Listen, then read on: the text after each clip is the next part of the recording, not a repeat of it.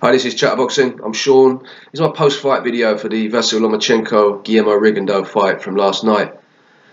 I expected Lomachenko to win. I thought he was going to probably win by a late stoppage, possibly on points. I thought it'd be quite a lopsided points decision, but I didn't expect it to be as dominant a performance as it was there. I mean, he pretty much won every round. Rigondeaux really had no answer at all. He was just, trying to hit with that counter right hand. Didn't really have any sort of plan B. Just overwhelmed. The speed and the agility of Lomachenko was just too much for him. He just come in, hit him with about 3 or 4 punches, move off. I mentioned in my prediction video, it'd be interesting to see how he dealt with that movement with the southpaw, because he's normally going off to his right, like away from the big right hand. He had no problems. He was just moving around all over the place. He literally coming in, hitting Rigondeaux, then he'd go off behind him, turn him round. Rigondeaux, all he could really do was duck, really. Like, he was literally sort of ducking down below the waist, keeping himself down there. It wasn't even like, a bit like Andre Durrell against Carl Froch, but even worse, because he was literally sort of going down and just keeping himself down there. And, Lomachenko just hit him a few times on the head, like as he was down there, just giving him a few little digs. He was holding quite a lot. He got a point taken off for that. I think he was just sort of overwhelmed, like a lot of people thought. Well, like most of us thought he would be, but just the ease at which he was overwhelmed, I think we were quite shocked by. He didn't really manage to put him off at all. He didn't catch him with any counters. He was quite predictable for Lomachenko. Do you know what I mean? Rigondeaux is obviously very, very skillful, like one of the most skillful fighters in boxing, really, in terms of what he does. But it looked like he just didn't have enough to his game. He looked like a bit of a one-trick pony in there. Like he just literally can't set him up for that right hand, try and, come with that counter punch. And he didn't really have anything else to offer. So Lomachenko was just outworking him and just, really did wear him down. Now, in terms of the size, I don't really think the size played that big a part in the fight. Because as I said in my other video, I don't see Lomachenko as someone who really fights in that style. He doesn't, get in and sort of lean on you and rough you up, try and, wear you down like that and try and bully you on the inside if you're smaller. He doesn't have longer reach than Rigo. It's not like he's, keeping him at range and he can't get close to him because he's taller and all this. So he doesn't really fight like that. He was just too quick and too agile for Rigo. He couldn't really do anything about it. Total credit to him. I mean, that sort of performance, just, ridiculous performance. Like Rigondeaux, to make him quit, I don't know what round it was in, but, he came up with the stuff about the hand, but, I mean, that was obviously bollocks. Even if he did hurt his hand, do you know what I mean? That was a minor part. He was just getting totally outclassed in there and just getting embarrassed, really. Disappointing, really, that he went out like that, because it's not, do you know what I mean? It's not like he was seriously injured and you think, okay, well, he's taken serious punishment and there's no real need for him to take any more. A bit like, Kell Brook in the Errol Spence fight. He's had a serious injury to his eye.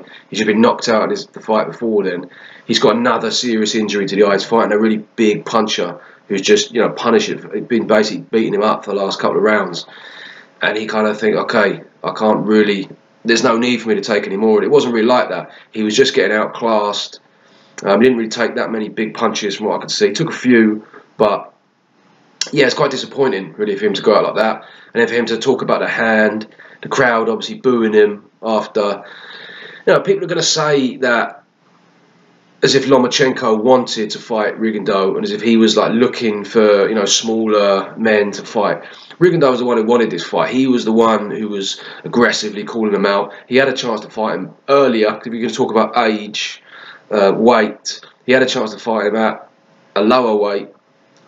And like, how long ago was that? Like a year, 2 years ago, maybe, I don't know. So, he's in this position due to his own doing. He wanted this fight. He was the one who constantly was calling out Lomachenko on Twitter. A lot of people saying he was ducking him. So, I don't want to hear anyone saying about, he was like, he was sort of picking on like smaller people, because that's not what happened at all.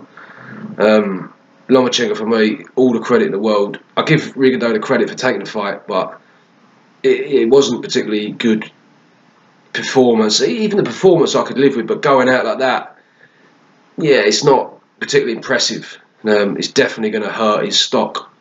I don't believe that he's done now after this. I mean, I don't know how old he is. Like supposedly like 38 or something. Maybe he's a little bit older. I don't know.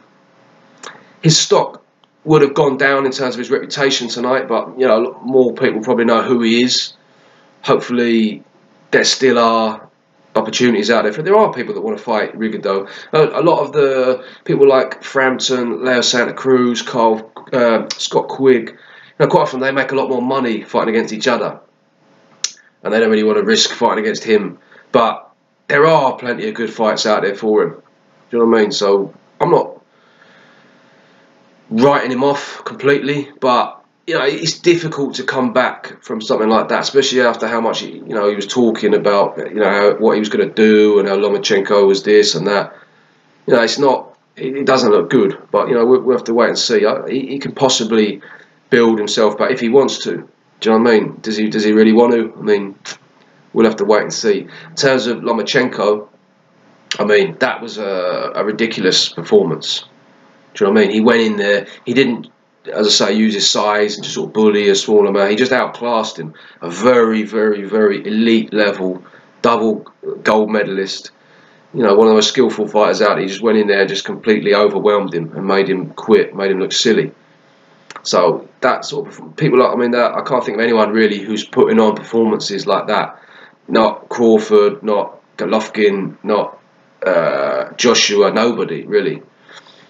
Now, I'm not saying that he's like the best fighter in the world, because obviously consistency does have a lot to do with it, and body of work. There are people out there like Terence Crawford, for example, who's been doing more like for longer. But in terms of just like sheer quality of performance, it's going to be difficult to top that, and it's going to take a very, very, very good man to beat Lomachenko. So yeah, that's all I want to say about it for now. Let me know what you think, and thank you very much for watching.